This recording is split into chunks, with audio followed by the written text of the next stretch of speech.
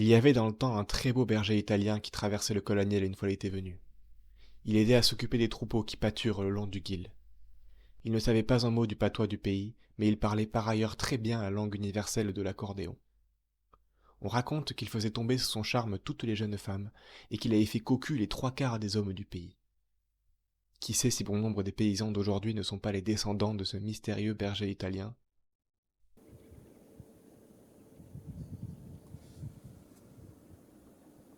En fait, la partie, ce qui est important de savoir, c'est que dans le temps, toutes les maisons étaient construites dans un équerre.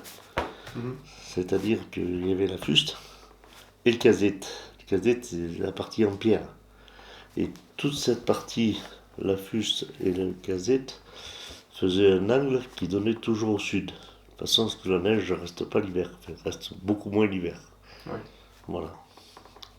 Ok, et la c'est là où on mettait le foin. C'est la fuste, c'est là où on mettait le foin. Alors à l'époque, moi j'ai connu l'époque des trousses, des barillons. Les trousses, c'est des filets où on met le foin dedans. Ouais. Et les barillons, c'est. Mais tu as déjà vu des barillons, non? Ah, je sais pas. Il y en a un pendu là.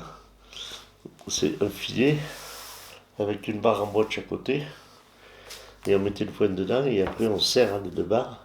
Et ça fait un barillon. On appelle ça des barillons.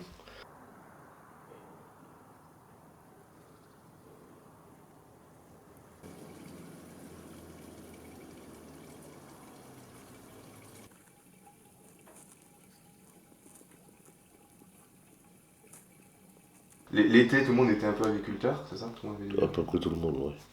Sauf les artisans, quoi. Ouais. Comme maintenant d'ailleurs. Mais presque tout le monde était paysan. Hein.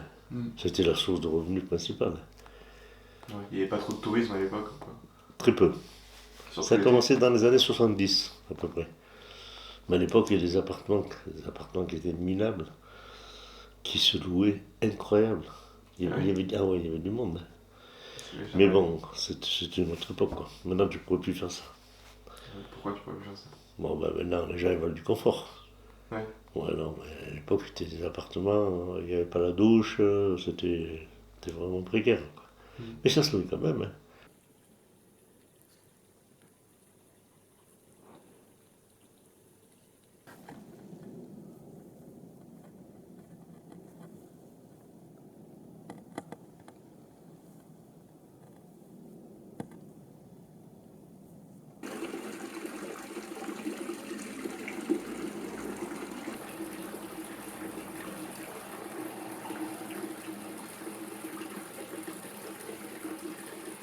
Nous, ce qu'on faisait beaucoup à l'époque, quand on était jeune, on veillait, on appelait ça la veillée.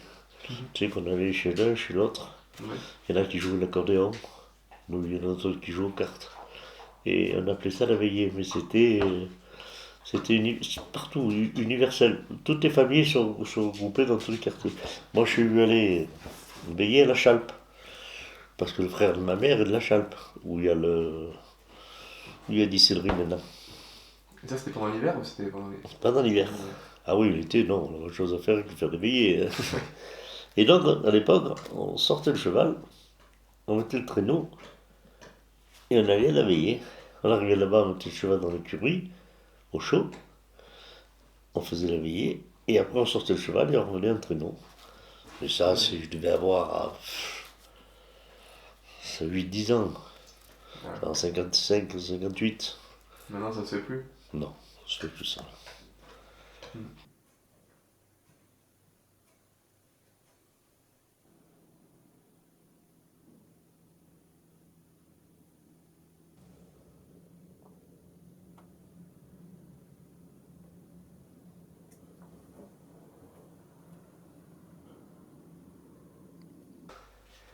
Et est-ce que tu penses que la mémoire de tout ça, elle est en train de disparaître?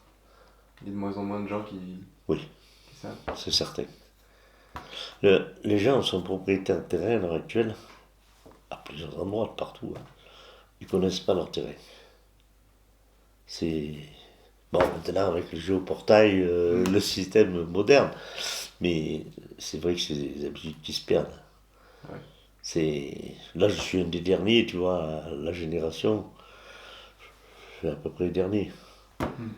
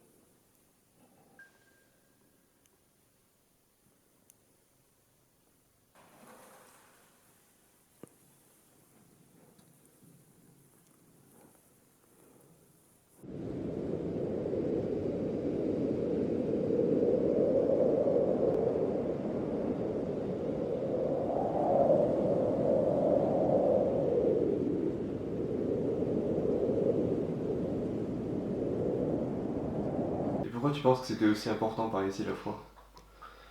Ça a toujours existé chez nous, la foi. Toujours, tous les gens ici, enfin, à mon île notamment, euh, les gens ont toujours été très doués pour le catholicisme. L'église a toujours été respectée, entretenue et tout ça. Et sur Piagos, par contre, il y a beaucoup de protestants. D'ailleurs, il y a un temple de protestants Ah ouais. à Piagos. Il y a un temple de protestants. Il est tout petit, mais il y a un temple. Et à Fongiarde aussi. À Fongiarde, il y a une église et un temple aussi. Et comment t'expliques ça? Ouais, il faudrait chercher dans le livre de Jean Tivolier. Et tu as les origines de tout ça. Tu as déjà lu le livre de Jean Tivolier? Non, jamais. Tu as envie de le lire? Ouais, j'aimerais bien. Ben, il est là. Ok, je regarderai. Donc, tu regarderas après. Ouais. Ouais. Je te le prête, toi j'ai confiance.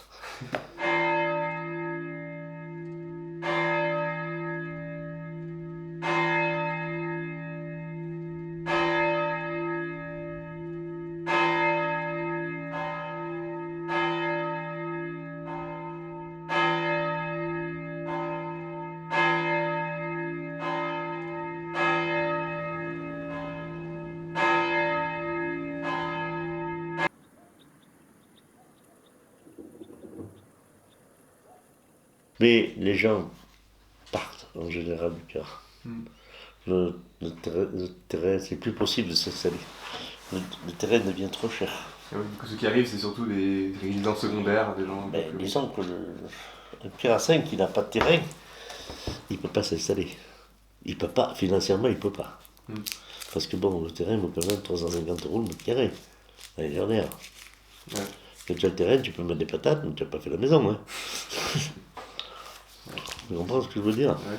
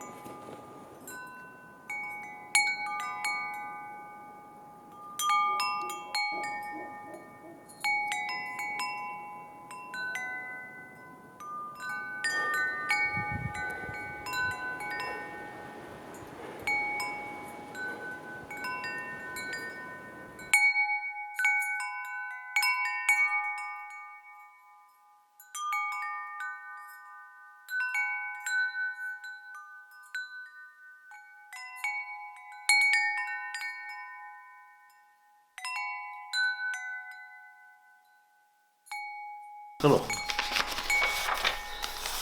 Ali Morinarts. Vous le présentez un paoum, je sais pas.